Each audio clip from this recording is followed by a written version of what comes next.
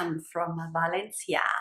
Mr. Luca and I decided quickly to have a break in the break and go kids free. Thank you to my parents for making it happen. And visit Valencia because Mr. Luca spent part of his medical education here and he's no stranger to the city, and to be quite honest, I have never been to Spain further south than Barcelona. So yeah, we just arrived, so we checked in at the Hotel Barcelo in Valencia, which we booked over booking.com, so I have no clue what kind of hotel this is going to be. I'm going to quickly show you around. View of the City of Arts. Very pretty. Bed. I don't like these separate beds, but yeah, okay. There's the bathroom. Hi, there's me. Toilet. Shower. And some pure herbs. Toiletry. No clue, never heard of them. I'm going to keep you posted. And huge mirror, perfect for doing my makeup, so that's a plus. Quick outfit of the day in this incredibly flattering overhead lighting knot, some sandals, and a dress that I bought in Australia 5 years ago and finally fit back into. But I rarely wear it because you can't really tell, but there's a petticoat underneath, and if I bend over, yeah, everyone gets to see my knickers. We decided to start at the rooftop bar of the hotel, which offered an incredible view over Valencia. And don't be fooled by the grey overcast. It was kind of hot, so we opted for cold drinks and of course no awkward pausing, which you do when you're a vlogger. The great thing about Valencia is that in the middle of the city there runs a great park. It is a riverbed that they decided to plant with a lot of greenery, and it's really refreshing and of course wonderful to look at. Then we just wandered around the street and watched other people take Instagram stories and decided to just get a feel for the city. Of course, we had to stop by, look at some food. These sandwiches with ham and cheese were amazing. But yeah, in general, lots and lots of walking through the old town, admiring the many carved wooden doors that were so beautiful, the pretty little cafes, the architecture. This is a church that you see there. And we managed to find a few vintage shops that I couldn't help but enter and have a good old browse. And if you're curious what I managed to pick up, make sure you watch my haul. I'll show you everything there. We then decided to grab a bite to eat and went for some patatas fritas, and I had to get some cheese because if you know me, I love my cheese.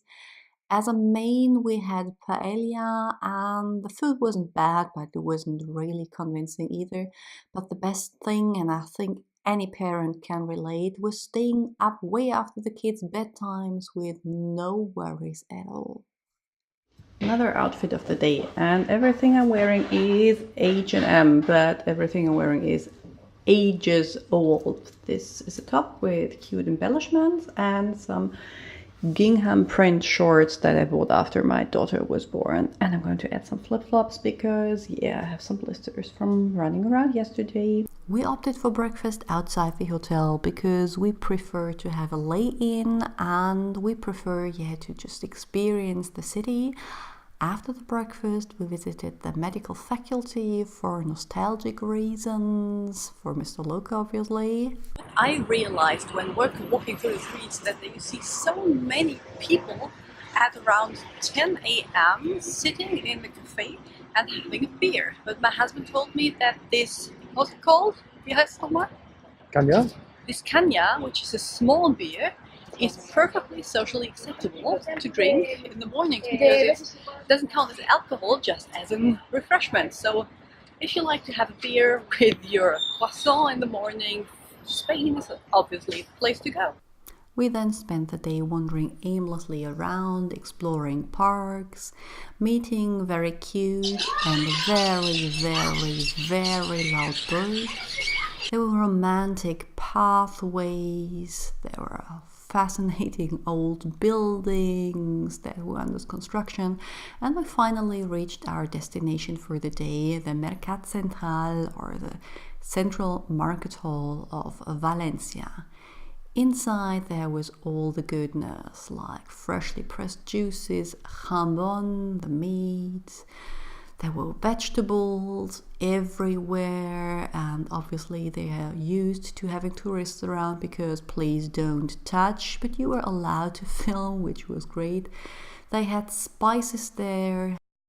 As I have learned, this is called horchata, and this is a typical milky, almond milky drink which is incredibly sweet, and Mr. Loca loves to drink it. With all the sweetness, we then went for the salty stuff. These are mussel, and then there was fresh fish and crabs. And because we got hungry, we grabbed some tapas for on the go. But just look at this place. That's not your usual market hall. This is a piece of art. It looks kind of like an old train station or something like that. Very, very impressive. It then was time for our lunch break with some refreshments and some food. This is a vegetable salad, and that is what Miss Loca ordered. It's a gazpacho with avocado, which we since tried to recreate. To top up all the healthy food, we went for some ice cream, gin tonic, sausage, violets, but they had some usual flavors as well, and they were actually second in the World Championship of ice cream, which I do think they well deserved. I didn't even know that there was such a thing, but yeah, I didn't complain. Then we went to the beach. Valencia has pretty beaches. I'm not one to really lie on the beach for hours, but I can sit in the shade with a coffee. And here I learned what a café bonbon is. You take a very sweet condensed milk, pour it into an espresso or like a coffee shot. Then you give the mixture a good stir, so you get like a latte or something like that. You see, I don't drink coffee, but Mr. Loca is all about it. You take the sweet mixture, pour it onto some ice cubes, and then you have an iced sweet latte that, yes, after another quick stir is ready to drink. Sign of approval, yes. And that's it. Thank you for following along, and we'll see you on our next adventure. Bye!